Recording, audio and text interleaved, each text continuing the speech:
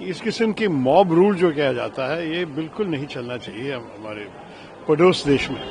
और ये भी है कि हमारी स्थायी कमेटी जो है संसद में, पार्लियामेंट्री स्टैंडिंग कमेटी विदेश कार्यक्रम, हम लोग भी बोले थे कि हमको अच्छे रिश्ता चाहिए बांग्लादेश के साथ। हम तो चाहते हैं कि बांग्लादेश में सब कुछ स्टेबल तरह से जाए।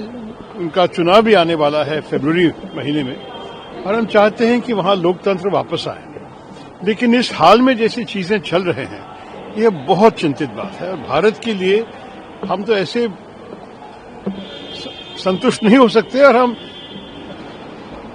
हम उनसे संपर्क लेकर सरकार से कहना चाहेंगे कि इस किस्म की चीजें नहीं होना चाहिए। एक उदाहरण आपको दे दूं तो बांग्लादेश के लोग चाहते थे कि वीजा ज्यादा मिल जाए भारत को आने के लिए। सब लोग आना चाहते हैं, या मेडिकल अपॉइंटमेंट्स के लिए, या लोगों से मिलने के लिए, शॉपिंग करने के लिए, जो भी है।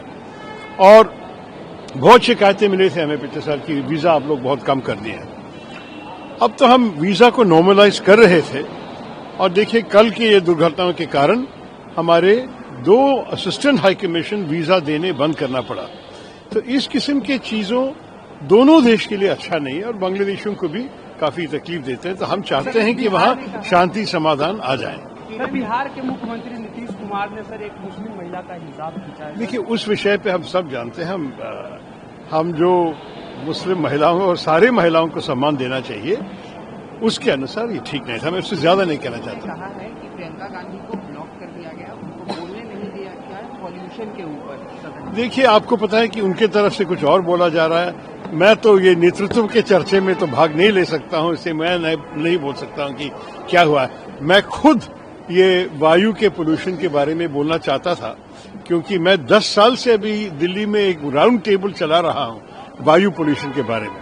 और हम लोग एमपी लोग को बुलाए थे, पब्लिक हेल्थ एक्सपर्ट्स को बुलाए थे, डॉक्टर लोग को बुलाए थे और मंत्रियों भी आए कि इस विषय पे कुछ करनी चाहिए और कुछ नहीं, मतलब क्लियर एक्शनेबल पॉलिसी चाहिए था हमें।